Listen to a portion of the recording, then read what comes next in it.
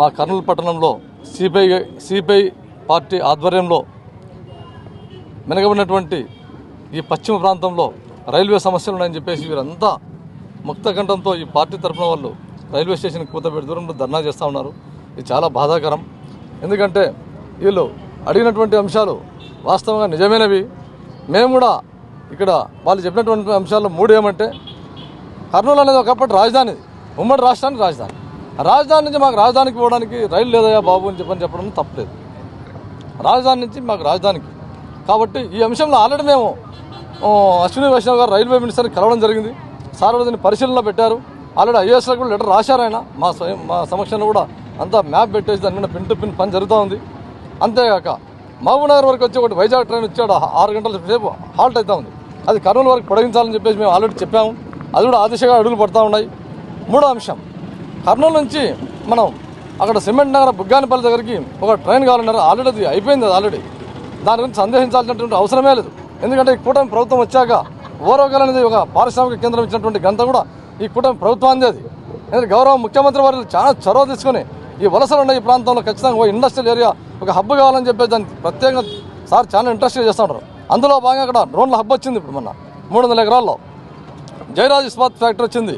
మన రీసెంట్గా Reliance factory వాళ్ళు కడతా ఉన్నారు అక్కడ అద్భుతంగా.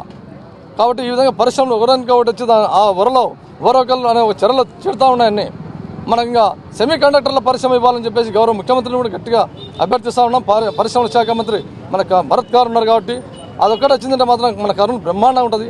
అంతేగాక మీరు ఒకసారి ఆలోచించాలా, మీరు అడిగిన సమస్యలను మేము ఆల్రెడీ అశ్విని వైష్ణవ్ సమక్షంలో పెట్టాము. ముఖ్యంగా మనకు పంచలింగాల గ్రామం కర్నూలు మండలం దగ్గరలో ఉన్నటువంటి దాంట్లో central mid life rehabilitation centre ఎన్నో సంవత్సరాలు చేస్తూ ఉన్నారు పనిని. కానీ మననే ఒక మీటింగ్ పెట్టుకోవడం జరిగింది.